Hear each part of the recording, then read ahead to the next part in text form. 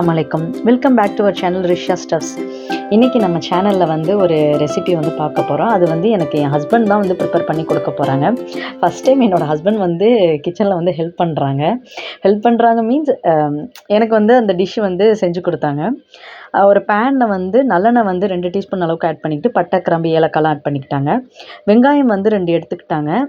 அதையும் வந்து கட் பண்ணி ஆட் பண்ணிக்கிட்டாங்க. வெங்காயம் பார்த்திங்கன்னா அவங்க வந்து எந்த சமையல் செஞ்சாலும், அதாவது இந்த நான்வெஜ்ஜு அந்த ஐட்டம்லாம் செய்யும்போது வெங்காயத்தை நல்லா பொரிய விட்டுருவாங்க. பிரியாணிக்கு செய்கிற மாதிரி நல்லா பொரிய விட்டுருவாங்க. தக்காளி பார்த்திங்கன்னா டைம் ஆகிடுச்சு. ஸோ தக்காளியை வதக்காமல் பேஸ்ட் மாதிரி பண்ணி எடுத்துக்கிட்டாங்க. அண்ட் இஞ்சி பூண்டு பேஸ்ட் வந்து 2 டீஸ்பூன் அளவுக்கு ஆட் பண்ணிக்கிட்டாங்க. அண்ட் ஆட் பண்ணிவிட்டு இது கூட மின்ட் லீவ்ஸ் கொரியாண்டர் லீவ்ஸ் வந்து ஆட் பண்ணிக்கிட்டாங்க. அண்டு நெக்ஸ்ட்டு பார்த்திங்கன்னா அந்த தக்காளி பேஸ்ட்டையும் ஆட் பண்ணிக்கிட்டாங்க. ஆக்சுவலி அவங்க தக்காளியை வதக்கி தான் போடுவாங்க. பட் ஆனால் டைம் இல்லை அப்படின்னு சொல்லிட்டு கொஞ்சம் டைம் ஆகிடுச்சு அன்றைக்கி. ஸோ பேஸ்ட் ஆட் பண்ணிவிட்டு எண்ணெய் பிரிஞ்சு வந்த பிறகு மசாலா எல்லாமே ஆட் பண்ணிக்கிட்டாங்க. ஜீரகத்தூள், மல்லித்தூள், கரம் மசாலா, மிளகுத்தூள் எல்லாமே ஆட் பண்ணிக்கிட்டாங்க. நான் டிஸ்கிரிப்ஷனில் கொடுக்குறேன் என்னென்ன மசாலா அப்படின்ட்டுன்னு. ஸோ கொஞ்சம் தண்ணி ஊற்றிட்டு ஒரு 10 நிமிஷம் வந்து அதை நல்லா கொதிக்க விட்டுட்டு அதுக்கு பிறகு சிக்கன் வந்து ஆட் பண்ணிக்கிட்டாங்க.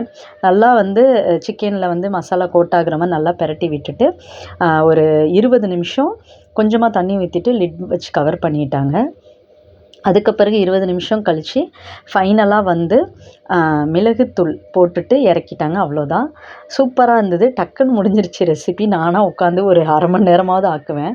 டக்குன்னு முடிச்சிட்டாங்க. அண்ட் டேஸ்ட்டுமே சூப்பராக இருந்தது.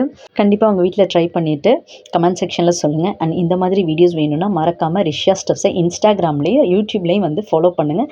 சப்ஸ்கிரைப் பண்ணாமல் மறந்துடாதீங்க. நெக்ஸ்ட் வீடியோவில் பார்க்கலாம். அண்ட் தேங்க்ஸ் ஃபார் வாட்சிங்.